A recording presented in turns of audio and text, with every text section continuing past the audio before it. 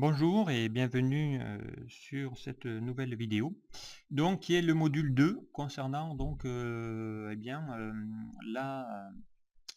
carte de France interactive. Donc je vous avais déjà fait une présentation, une première vidéo, donc là j'en suis à la deuxième étape, donc de faire ici le module 2 correspondant. Donc ici l'objectif, je vous rappelle, hein, c'est de cliquer ici sur une région, voilà, et automatiquement, déjà la région sélectionnée va changer de couleur et en même temps ça va alimenter, donc ici modifier votre tableau, afficher les infos correspondant à la région sélectionnée et en même temps mettre à jour un petit graphique.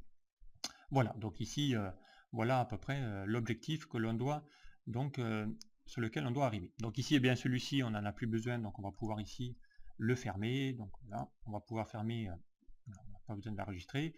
On en était resté donc ici à bien importer ici ma carte de France. On avait déjà modifié un petit peu le tableau. On avait ici créé l'onglet de développeur. Voilà, pour pouvoir ici accéder à notre Visual Basic Editor, et on en était resté donc, on avait créé une procédure, je vous rappelle, on avait créé un module qu'on avait renommé. Voilà, donc la première chose à faire, bon là je l'ai fait, mais effectivement, c'est d'aller ensuite enregistrer votre fichier. Donc il faut faire systématiquement un fichier enregistré sous. Voilà, bon moi je l'ai mis évidemment sur mon bureau, je lui ai donné un nom. Par contre, très important, lorsque vous allez commencer à faire des macros, il faudra obligatoirement donc typer votre classeur du type Excel prenant en charge les macros, donc c'est-à-dire non plus en format XLSX mais en format XLSM, c'est-à-dire prenant en compte les macros. Sans cela, eh bien, vous allez perdre votre macro et du coup ça ne marchera pas. Voilà, donc ici effectivement important de pouvoir sauvegarder votre classeur sous un format XLSM prenant en charge les macros.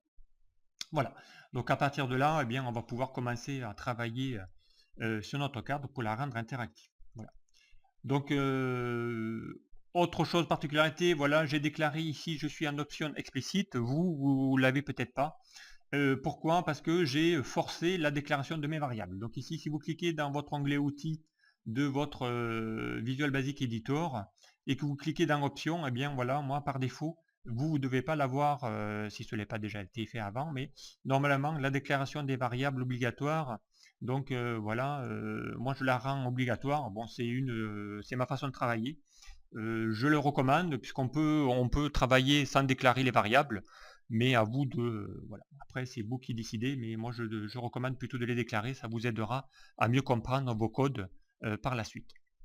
Voilà, donc et bien maintenant donc on va commencer. Donc il va falloir déclarer des variables. Donc on va faire de la déclaration des variables. Voilà.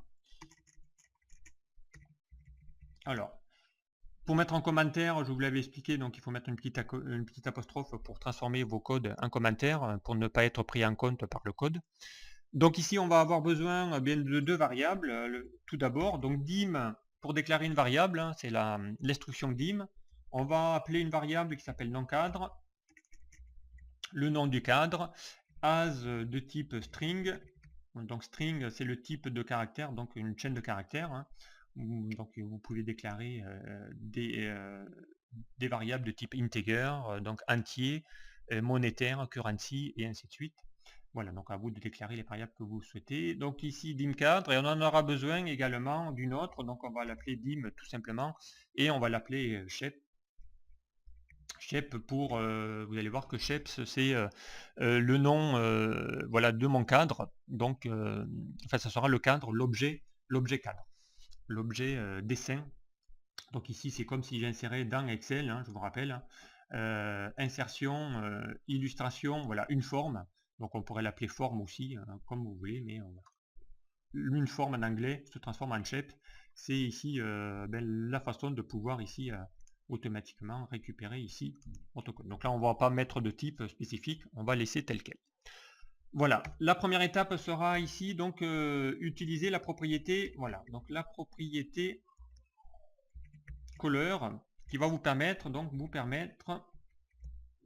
ici d'afficher voilà la manière dont Visual Basic voilà est appelé. Donc là c'est un mode simplifié, hein. En gros je vais appeler le code en faisant un clic. tout simplement. Et donc là, du coup, eh bien, qu'est-ce qui va appeler ma procédure? Eh bien, ça sera évidemment le nom de ma forme, donc le nom de mon shape. Voilà, ici, hein, je vous rappelle, le dessin, hein, chaque région correspond à une forme, ni plus ni moins. On est bien ici dans des outils de dessin. Voilà, donc et pour l'instant, ils ont des noms, voilà, Freeform 28, mais on va pouvoir ici les personnaliser et les renommer. Voilà. Donc ici, eh bien, c'est cette propriété-là qu'on va utiliser. Donc, on va utiliser le nom de quoi? Du cadre, donc le nom de ma forme, qui va être égal à quoi? À application, on va lui affecter donc le mode, la propriété color. Voilà, propriété color. Alors si vous voulez avoir des explications sur cette propriété et savoir qu'est-ce qu'elle fait, donc si je sélectionne la propriété donc ou la fonction et que je tape sur la touche F1, eh bien va se mettre donc en ligne donc l'aide qui se trouve évidemment sur le web de Microsoft et qui va bien vous afficher ici la propriété. Donc c'est une propriété, hein, application color, qui renvoie les informations sur la façon dont Visual Basic est appelé. Voilà, ici vous avez quelques syntaxes et également, pourquoi pas un peu plus bas, vous devez avoir également des exemples. Donc ça peut être pratique pour vous si vous commencez à développer, eh bien, de savoir que fait cette fonction, eh bien d'aller voir la fonction d'aide qui va vous permettre de pouvoir ici afficher automatiquement ici voilà, les infos. Voilà. Après, à partir de là, donc on va bien commencer à travailler. Donc objectif, la première objectif, on va définir une couleur à ma carte. Donc ici, je vais décider à ce que par défaut ma carte soit d'une couleur bien particulière. Donc à savoir, donc eh bien, il va falloir que je remplisse chacune de mes formes de la même couleur pour pouvoir bien évidemment harmoniser tout ça.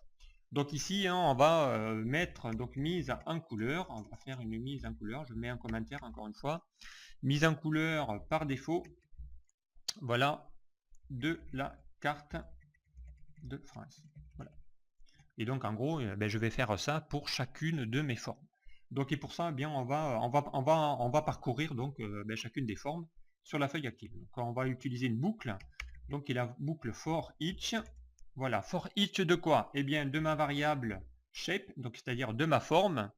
Dans quoi? Donc in active sheet, donc sur la feuille active sur laquelle je suis. Hein. Et donc sur sur tous les objets. Et ensuite je fais un next pour fermer ma boucle for, un next shape, donc c'est-à-dire va visualiser la prochaine forme. Donc en gros là, ça veut dire quoi? Ça veut dire donc ici, hein, ça veut dire que pour chacune, donc ici je vais mettre en commentaire, voilà, pour chacune des formes de la feuille active, eh bien tu vas faire quelque chose. Et donc ce quelque chose, on va l'inscrire à l'intérieur de ma boucle for. Eh bien on va lui mettre une couleur. L'objectif, je vous l'ai dit, c'est d'y attribuer une couleur. Donc eh bien ma forme, donc shape, pour chacune des formes, va donc on va lui mettre une couleur. Donc une couleur, c'est de remplissage, c'est fill. Point. Donc ici, eh bien ça sera intérieur color. For color, pardon, excusez-moi, for color, donc point RGB, donc ici je vais vous expliquer le RGB. RGB de quoi? J'avais mis je crois une couleur bleue, donc si on reste dans les bleus, on va faire 0, donc couleur rouge 0, vert 0, vous l'aurez compris, ça correspond à notre RVB, donc rouge, vert, bleu, et bleu, donc on va mettre 200, voilà, par exemple. Donc ici, voilà, on a ici mis en couleur, donc ici on applique, on va mettre en commentaire, on applique une couleur bleue à la forme. Voilà, donc ici, eh bien, on a fini notre procédure. Voilà, je vais décaler un petit peu mon N-Tube. Voilà, donc en gros, l'objectif, c'est que voilà, il va parcourir donc sur la feuille active toutes les formes qu'il voit, et dès qu'il en voit une, eh bien, il va lui appliquer donc une for color, pardon, il va lui appliquer donc une couleur bleue. Donc après, c'est vous qui allez décider la couleur. Hein. Je vous rappelle les couleurs RGB. Hein. Voilà, hein, pour savoir ici, vous pouvez vous mettre ici sur une cellule. Hein. Si vous faites ici votre couleur de remplissage, que vous faites autre couleur et personnalisée, vous retrouvez ici vos couleurs RVB, donc en français, mais RGB en anglais. Et ici, bien, si vous voulez voir la couleur qu'on va lui appliquer, donc si je fais 00200, voilà, bien ça va correspondre à cette couleur là.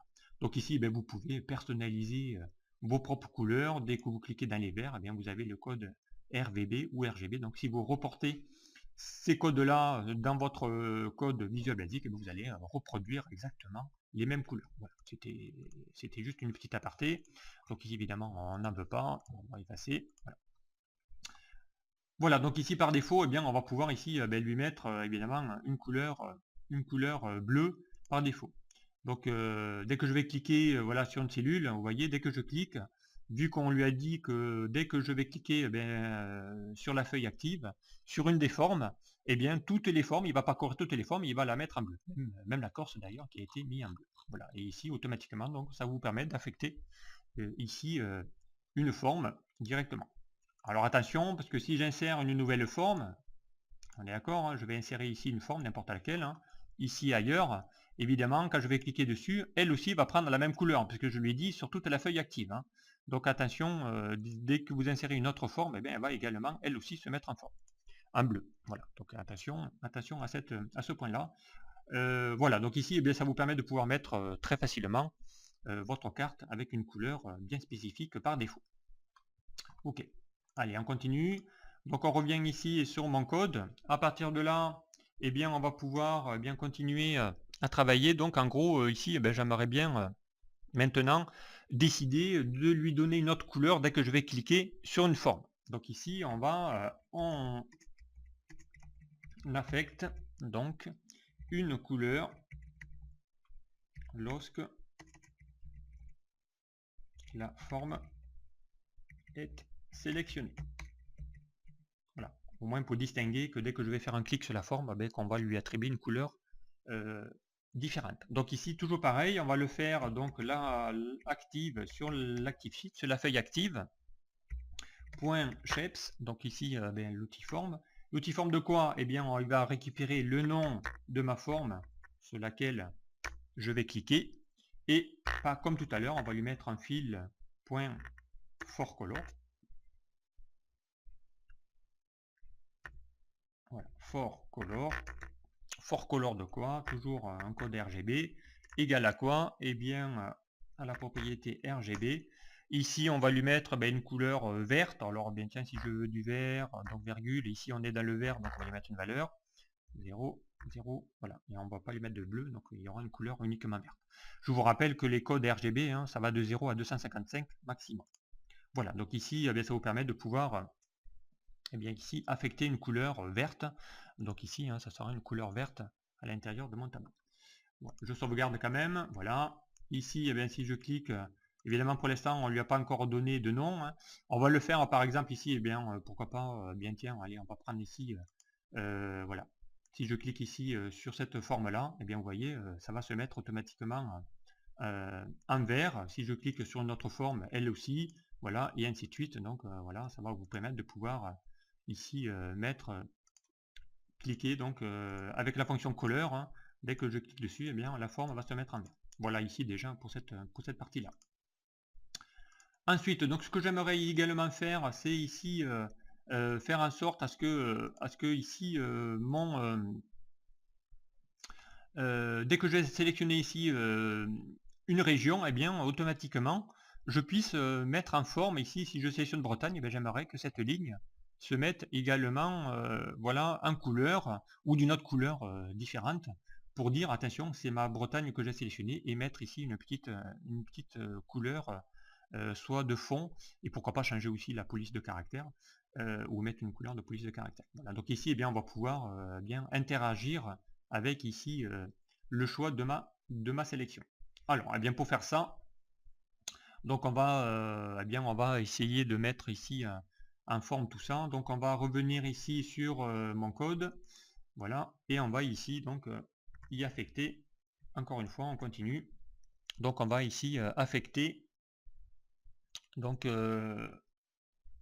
on affecte encore une fois une couleur sur la région